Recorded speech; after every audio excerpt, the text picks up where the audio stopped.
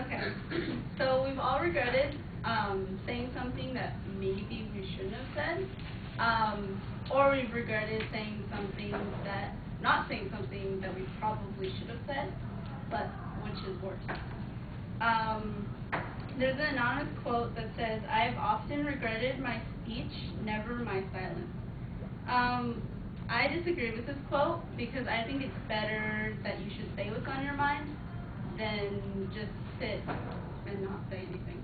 I think it'll help you be more successful at work, at relationships, and just doing the right thing in general.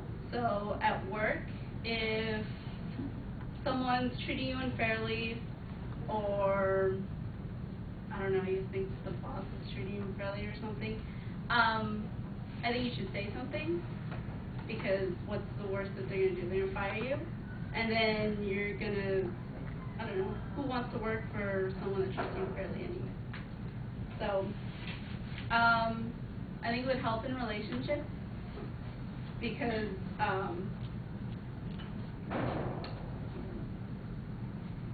there are lots of times when I've gotten mad at someone or been frustrated with something like a friend or boyfriend or something has done, and if I don't say something, then it builds up and builds up, and it just comes out really, really strongly later on. So I would rather say something right then than risk kind of blowing up on a person. And then in life, if you see someone being treated unfairly, you want to not say anything, and then later on regret. You sit there and you're like, oh, I should have said that, but you don't. Then you should just say what's on your mind.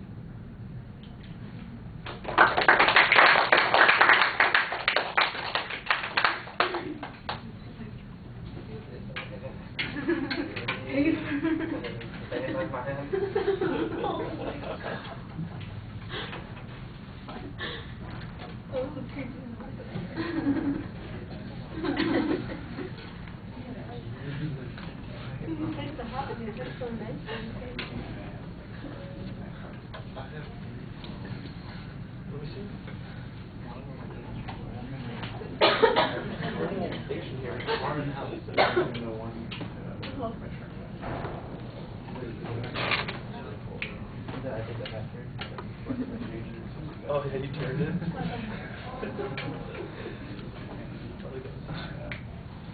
Throws it up like perfect everything.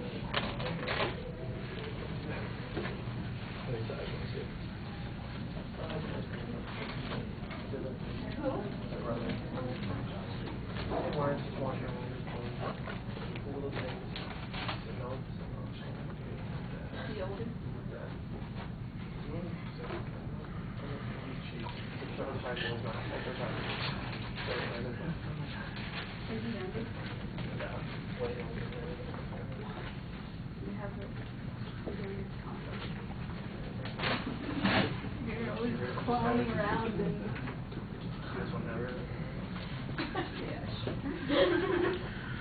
Well, I thought at the opening of the speech that you had a good audience contact and your face was pretty expressive. As the speech went on, you seemed a little bit more focused in the center of the room and a little bit less engaged with the audience. I guess you're thinking to yourself a bit more. Your thesis was okay, and there's actually a pretty solid preview of what was coming up.